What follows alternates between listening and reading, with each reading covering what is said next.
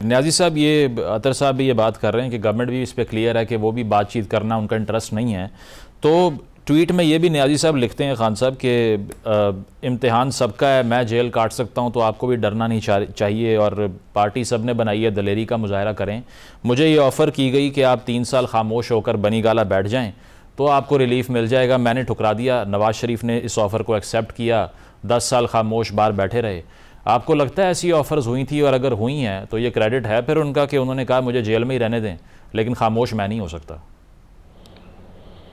देखिए जी, मैं एक आपको छोटी सी मिसाल देता हूं और उससे आपको समझ में आसानी होगी। मेरा और इमरान खान साहब जो थे, हमारे दरमियान से किसी ज़माने में हवा नहीं गुजर सकती थी।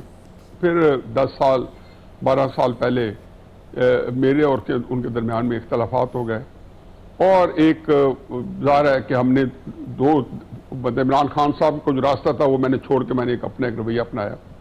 तो मेरे इस दौरान में दर्जनों लोग मेरे पास आए, दर्जनों सबको भी कर लें जो बड़े वेल विशर थे इमरान खान साहब के, मुझे कहते थे जी आपकी रिप्लेसमेंट होनी चाहिए। तो मैं एक बात हंस के कहता था और यही बात एग्जैक्टली आप इमरान खान साहब के और एस्टैब्लिशमेंट के बारे में यही सोचेंगे। मैं इमरान खान हूं वहां पे और एस्टैब्लिशमेंट जो है वो इमरान खान है उस मामले में, जो मेरे मामले में यहाँ इमरान खान है।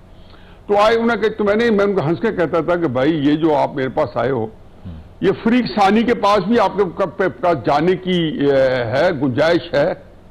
ये बड़ी एक आपके लिए अतर दोनों के लिए जरा समझाने के लिए मैं कह रहा हूं।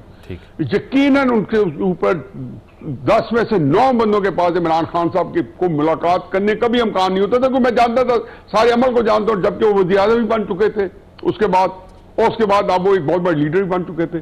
तो एक जो ये जो होता है ना, एस्टैब्लिशमेंट को ये जहन में रखें, ये अतर ने जो बातें की हैं, तो मुझे थोड़ी मायूसी इसलिए कि अतर बहुत समझदार आदमी है, जादीद आदमी और बड़े जीरा का आदमी है। उन्होंने आखिर में जो बातें की उससे पता चलता है कि उनकी कितनी कॉम्प्रिहेंशन है।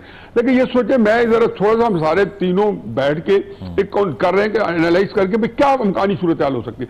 एस्टैब्लिशमेंट तक किसी की अप्रोच नहीं होती। मतलब एस्टैब्लिशमेंट का जो अल्टीमेट फर्क किया, जो जिन्होंने जो मतलब the one who calls a shot, वो आर्मी चीफ ही हो सकते हैं और आर्मी चीफ तक किसी की अप्रोच नहीं होती, ना वो पहुंच सकता है, चाहे ये मैं फरीदा सा अंजाम दूं।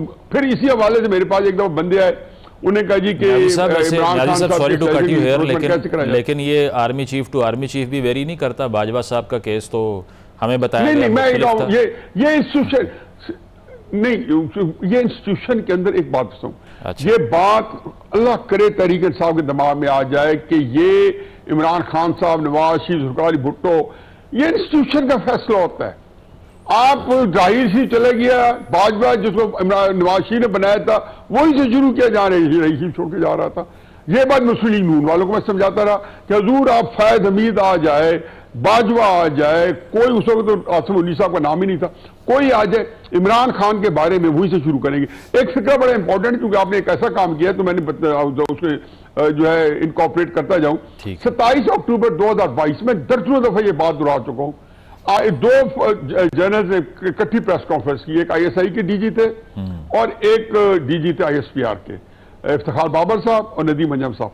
उन्होंने कहा जी कि ये फैसला हमने जनवरी 2021 2021 से कर लिया था कि हमने एपोलिटिकल होना। वो तो सारे नहीं हुए, क्योंकि आगे जब आपने हुकूमत तब्दील की और उसमें आपका एक बहुत बड़ा रोल था एस्टैब्लिशमेंट का, तो आपने ये बात तो कुछ समझ नहीं आती थी, क्योंकि शहबाज शरीफ के आने के बाद ये प्रेस कॉन्फ्रेंस हो रही है 2022 27 अक्टूबर को। तो उन्होंने कहा ये अगले 18 साल तक कायम रहेगा। ये वो सोच है जो मैं सबको समझाता हूं कि ये एस्टैब्लिशमेंट की सोच है। इमरान खान साहब और नवाज शरीफ साहब हो, एक दफा उन्होंने उनको निकाला है तो उसको अंदर नहीं आने दिया जाएगा।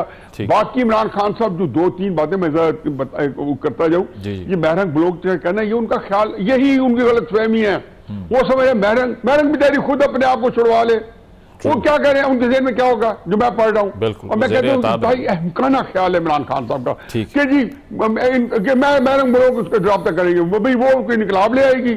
जब आप इतनी पॉपुलर पार्टी उनको कुछ ही बिगाड़ सके, जैसे अतर ने भी कहा है, रैशनल, तो आप सोचें कि क्या हिकमत अमली होगी जिससे आप अपने वे फॉरवर्ड हो, या फिर आप खामोश, तो आपको अभी कोई मुकदमा लाएंगे तो उन्होंने फांसी नहीं देनी, उन्हें 50 साल कैद सजा सुना देनी है किसी, उसमें मिलिट्री कोर्ट से सजा देनी है। ठीक है, मतलब आप ये कह रहे हैं कि जो कॉम्प्रिहेंशन है एस्टैब्लिशमेंट को लेके वो ठीक नहीं है।